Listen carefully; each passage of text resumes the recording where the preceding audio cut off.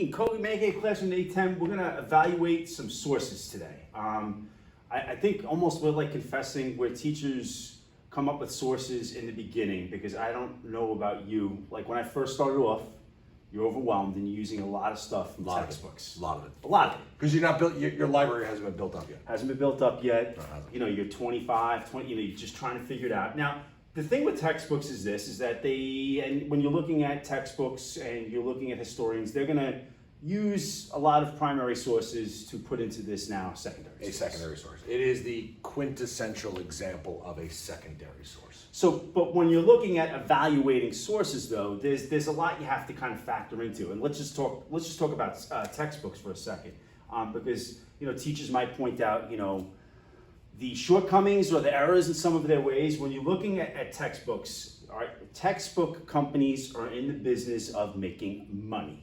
You have to appeal to a very wide audience, and you have different textbooks throughout the United States, throughout the world. So, you have, how does all of a sudden they decide on whether you use this textbook? This is made by the community, your Board of Education. Teachers will come together and they'll decide, okay, this is in fact the best one. And of course, they kind of like look through it. Yeah, I mean, even just the last time we were given 6 or 7 different textbooks. Yeah. For us to look through and read Sure. through, and which one do you want to use? Right. It's like, oh, well, this one barely included Native Americans, or this one, didn't include enough New York State history, or whatever it was. So now, of course, as your career moves on, you become better at this, and you're like, you know what? Let's just get all this stuff out of the way. Let's just go right to the sources themselves. Now, just because somebody's putting a source in front of you, and you can see this with the media, with the newspapers, with anything, just because they're putting a source in front of you doesn't exactly mean that it is in fact true. When you're looking at sources, there's a lot of things that we're going to cover throughout the year. There's bias, there's who is the author, who is the audience, and again, that thing that you put out there with the Lincoln thing that we'll put right here. Just because it's on the internet doesn't mean it's true. So, like when you're looking at social studies vocabulary words, you're throwing out words like bias, right? Corroboration, right? Like just because you find one source doesn't make it gospel. You have to find multiple sources that have similar information before you can start to be like, yeah, this is what really happened.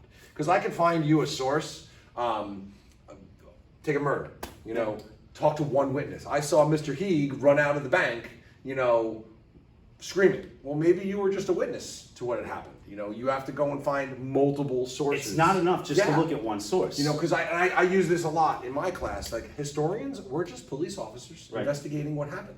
That's all we are. So with all that said, you might want to sit down for what we're going to expose to you from this one.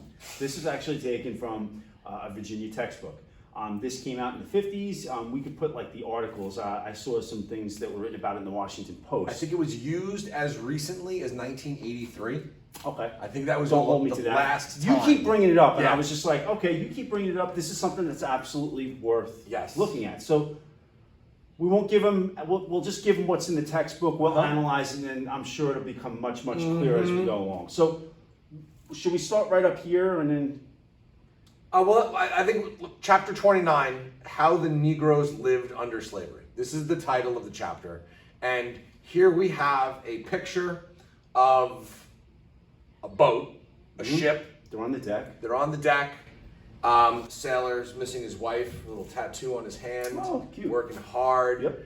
And here we have a African American family and what appears to be a wealthy white man. And the father is shaking the white man's hand. Mom, dressed in her bonnet and beautiful dress. Yep. The daughters dressed in their dresses. The sons in suits, hats. This is a very happy scene.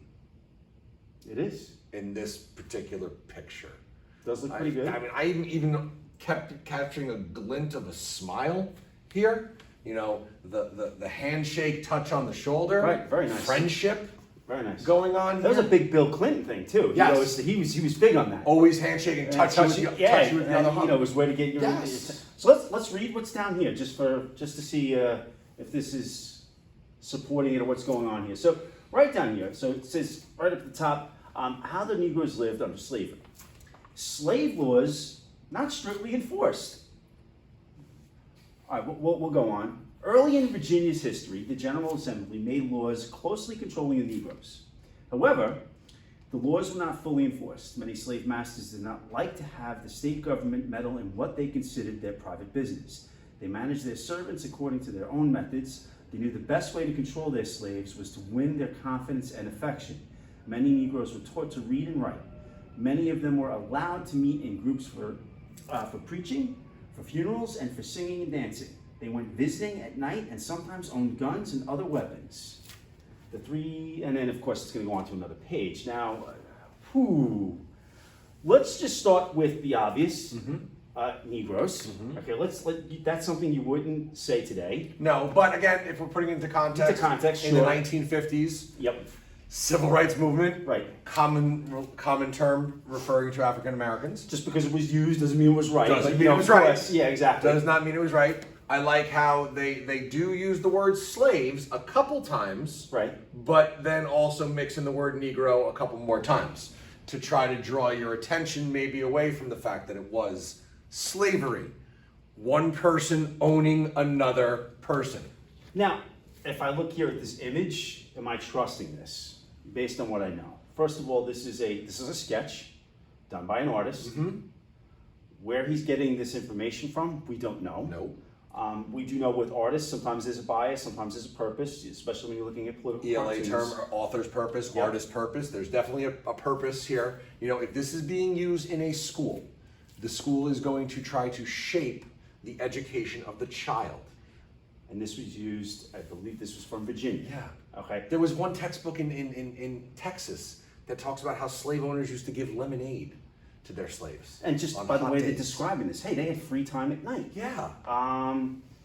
These slave laws weren't strictly enforced. And of course, when we look at other sources, that wasn't in fact the case. And then here's just something else, that was in that textbook as well. Here's the slave, waving to his Working in the master. field, hey. It seems the other like one's kind of like running after him the way you'd like run after if Babe Ruth drove by in a car. Oh, right. Hey, babe. Hey, Yes. wow. Yeah. It looks like almost a pleasant experience. And I mean, of course, we know when we're looking at it now, what's the difference between that and this? Now we have an actual photo of a Otis. slave. Otis. Slave named Otis. And if we look right here, these are whip marks. Yes. This was because this was the type of slave who probably didn't listen that often, or was pretty defiant. Good on him. But now you have a photograph. This is going to make it a little bit more reliable, similar to the one that you brought up here. Yeah, this one, the slave collar, Yeah. was put on a slave to prevent them from running away. Now, okay, so the fact that, there's a lot going on there. Yeah. The fact that, slaves ran away, which meant they didn't like their life, that they wanted to escape. That meant that these non-strictly enforced laws probably were strictly enforced. And the owners thought, we'll put a collar on them that had bells on them. But they found that what would happen is the slaves would just hold the bells as they ran. Like a cat, like a cat. dog, yep. So they put 3 on. And they're far enough away that you could hold 2 of them, but that third bell is going to ring as you're running away. So if we're looking in terms of the sources, here you have actual photographs. Actual photographs. Compared to, these sketches or images. Something else, I believe this was also in the textbook as well. This is even more sillier. So now here we have a map. We have a map, and this is showing patterns of immigration. And then we have this box that we're going to... Now, this is by the year 2000. So Yeah. this is a very recently published history textbook. Good thing you're bringing out the year. I would love to know what schools around the country are using this textbook. Because it is certainly something that you would never see me using in my classroom. No, and here's what it says over here. The Atlantic slave trade between the 1500s and 1800s brought millions of workers from Africa to the southern United States to work on agricultural plantations. Workers. Workers. But they do mention it was the slave trade.